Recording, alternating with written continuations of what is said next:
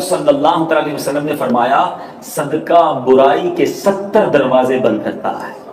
آقا فرماتے جو اللہ کی رضا کی خاطر صدقہ کرے تو وہ صدقہ اس کے اور آگ کے درمیان آڑ بن جاتا ہے۔ ایک اور جگہ نبی پاک علیہ الصلوۃ والسلام نے فرمایا صدقہ دو، صدقے کے ذریعے اپنے مریضوں کا مداوا کرو، بے شک صدقہ حادثات اور بیماریوں کی روک تھام کرتا ہے اور یہ تمہارے اعمال اور نیکیوں میں اضافے کا باعث ہے۔ میں سوال کرتا ہوں اس شخص سے جو کہتا ہے میں نے 1000 دیے 10,000 نہیں ہوئے۔ آپ نے 1000 دیے اور باہر جا کر آپ کا ایکسیڈنٹ ہونے والا تھا۔ صدقہ برائی کو روکتا ہے نا، بلا کو روکتا ہے۔ آپ کو 10,000 اچھے تھے یا آپ کی ٹانگ ٹوٹنے والی تھی وہ بچ گئی، آپ کو خطرناک بیماری لگنے والی تھی۔ حدیث پاک میں یہاں تک آتا ہے کہ صدقہ رب تعالیٰ کے غضب کو بجھاتا ہے، بری موت کو دفع کرتا ہے۔ اور سنو میرے آقا فرماتے ہیں صبح سویرے صدقہ کرو کہ بلا صدقے سے آگے قدم نہیں بڑھاتی، انٹرسیپٹ کر دیتا ہے، روک لیتا ہے، بیچ میں آ جاتا ہے صدقہ بلا کے درمیان۔ کیا معلوم میں نے آج اللہ کی راہ میں خرچ کیا اور باہر ایک بلا، ایک مصیبت، دکان میں ہی آگ لگنے والی تھی، گھر میں ہی آگ لگنے والی تھی، اللہ کے کرم سے صدقے سے وہ بلا ٹل گئی۔ یہ کتنا بڑا انعام ہے۔ تو اے میرے میٹھے اسلامی بھائیوں، مدنی چینل کے ناظرین ہمیشہ یاد رکھیں، بلاؤں سے بچنا چاہتے ہیں، مصیبتوں سے بچنا چاہتے ہیں، اپنے مال میں برکت چاہتے ہیں، بری موت سے بچنا چاہتے ہیں، عمر میں اضافہ چاہتے ہیں، آپ صدقہ دینے کے عادی بن جائیے، اللہ کی راہ میں خرچ کرنے کے عادی بنیے۔ سیدنا اکرمہ رضی اللہ تعالیٰ عنہ فرماتے ہیں کہ ایک ملک کا بادشاہ بہت ظالم اور کنجوس تھا، بڑا ظالم بادشاہ، اور ایسا عجیب و غریب کنجوس کہ اس نے اعلان کر دیا کہ میرے ملک میں اگر کسی نے مسکین یا فقیر کو صدقہ کیا تو اس کے کوئی غریب کی مدد نہ کرے، اگر ایسا کوئی کرے گا تو میں اس کے ہاتھ کاٹ دوں گا۔ یعنی خود غریب کی مدد بھی نہیں کرنی اور پورے ملک میں بھی کوئی غریب کی مدد نہ کرے۔ بڑا عجیب و غریب اعلان تھا۔ اچھا جناب، اب ایک خاتون تھی، لوگ تو خوف سے ڈر گئے تھے، کوئی صدقہ نہیں دے رہا تھا، کوئی خیرات نہیں دے رہا تھا۔ ایک دن فقیر مجبور ہو کر ایک عورت کے پاس آیا اور کہا مجھے اللہ کے راہ میں کچھ دو، میں بہت بھوکا ہوں، کھانے کے لیے کچھ نہیں۔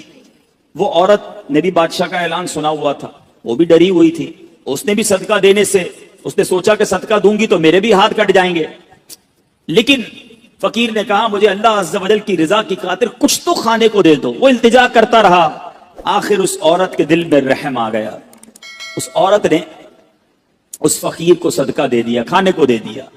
اب 2 روٹیاں دی اسے کھانے کو، فقیر روٹیاں لے کر دعائیں دیتا ہوا چلا گیا۔ بادشاہ کو پتا چل گیا کہ ملک میں ایک ایسی عورت ہے جس نے کسی فقیر کو صدقہ دیا۔ اس نے اپنے بندے بھیجے اور اس خدا ترس رحم دل عورت کے دونوں ہاتھ کاٹ دیے گئے، اس کے دونوں ہاتھ کٹ گئے۔ اب میٹھے اسلامی بھائیوں، کچھ عرصے کے بعد بادشاہ نے اپنی والدہ سے کہا کہ مجھے اپنی مملکت کی سب سے حسین لڑکی سے شادی کرنی ہے۔ اس کی ماں نے جب معلومات کروائی تو پتا چلا پورے ملک میں ایک لڑکی سب سے زیادہ حسین ہے، مگر اس میں ایک خامی یہ ہے کہ اس کے دونوں ہاتھ نہیں ہیں۔ اس نے بادشاہ سے کہا، بادشاہ نے لڑکی کو دیکھا، اسے پسند آئی، اس سے شادی کر لی اور وہ عورت اب ملکہ بن گئی۔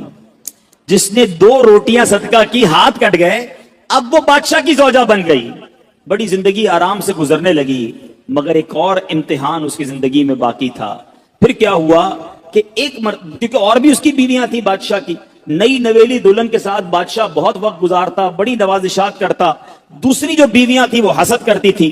ایک مرتبہ بادشاہ طویل عرصے کے لیے ملک سے باہر گیا تو بادشاہ کی بیویوں کو اچھا موقع ملا، انہوں نے بادشاہ کو خط میں لکھا کہ تمہارے پیچھے تمہاری جو بیوی ہے، نئی دلہن جو ہے، وہ برے کام کرتی ہے، اس کا کردار اچھا نہیں۔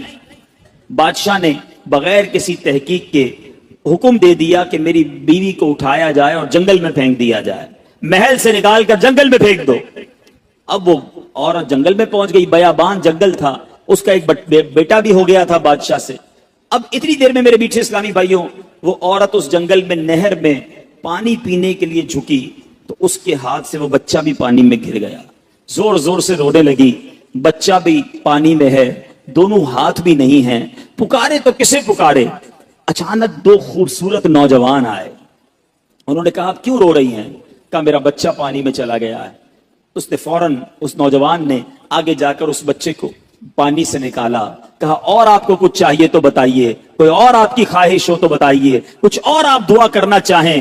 تو اس عورت نے کہا کہ میرے ہاتھ مجھے واپس مل جائیں. ان نوجوانوں نے دعا کی, اللہ تعالیٰ نے دونوں ہاتھ بھی اسے واپس کر دیے.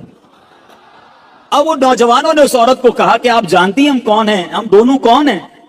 عورت نے کہا میں تو نہیں جانتی, البتہ یہ معلوم ہے آپ کی برکت سے میرا بچہ بھی مل گیا, میرے ہاتھ بھی واپس آ گئے. وہ دو نوجوان کہتے ہیں ہم تیری وہی 2 روٹیاں ہیں جو تو نے غریب سائل کو دی تھی. صدقہ اللہ کی راہ میں خرچ کرنا کب کہاں کام آتا ہے. اس عورت کو 2 روٹیوں کے بدلے 20 روٹیاں نہیں ملی. حضرت رابعہ بصریہ کو 20 روٹیاں ملی تھی.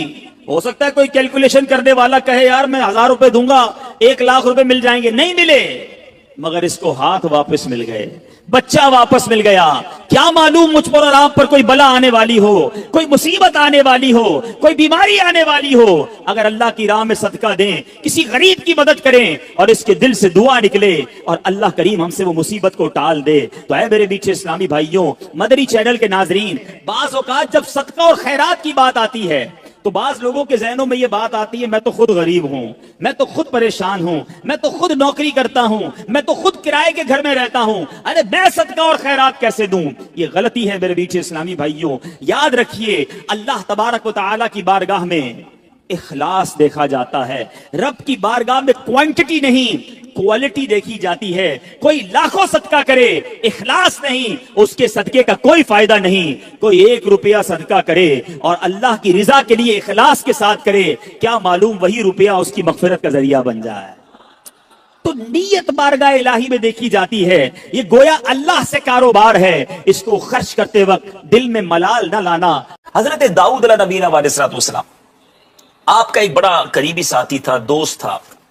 ایک بار ملک الموت آئے اور کہا کہ حضور آپ کے اس جو ساتھی ہے نا اس کی عمر اب 1 ہی دن رہ گئی ہے, 1-2 دن بعد ہی چلا جائے گا. آپ بڑے افسردہ بھی ہوئے, لیکن موت کا وقت مقرر ہے. 2 دن گزر گئے, 3 دن گزر گئے, مہینہ گزر گیا, بندہ صحیح سالم آپ کے سامنے, آپ حیران, اللہ کے نبی ہے.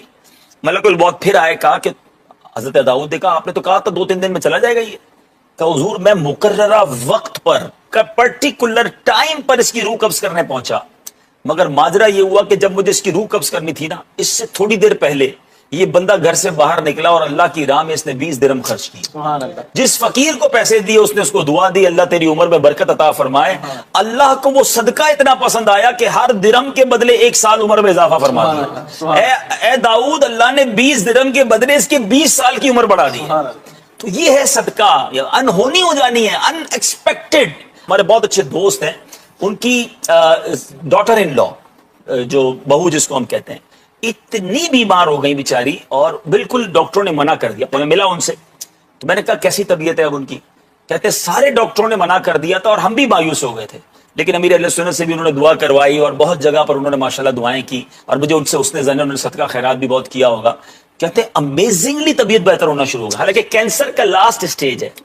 تو اللہ بڑا کارساز ہے. ہماری ایک لمٹ ہے سوچ کی. ہم سمجھتے ہیں میرا بیٹا ٹھیک نہیں ہو سکتا, ہم سمجھتے ہیں میرا پرابلم سالو نہیں ہو سکتا, ہم سمجھتے ہیں ہماری سوچ کی لمیٹیشنز ہیں, ڈاکٹرز کی لمیٹیشنز ہیں. وہ خالق کائنات ہے, وہ مالک ہے, اس نے ہمیں بنایا ہے. وہ جب چاہے ہماری مصیبتیں دور فرما سکتا ہے, وہ جیسے چاہے وہ نواز سکتا ہے. ہماری اوقات نہیں ہے, ہم اس کریم سے مانگ رہے ہیں جس کے خزانے کا کوئی کنارہ نہیں ہے, اس کی عطاؤں کی کوئی حد نہیں ہے. وہ عطا فرمائے تو کریم ہی جو ٹھہرا, تو کرم کے کیا ٹھکانے. تو نوازنے پہ آئے تو نواز دے زمانے. اپنے رب سے محبت کیجئے, اپنے مالک سے محبت کیجئے, اپنی ہوپ ختم نہ کیجئے, اللہ سے نا امید نہ ہو جائیے. لا تقنطوا من رحمت اللہ.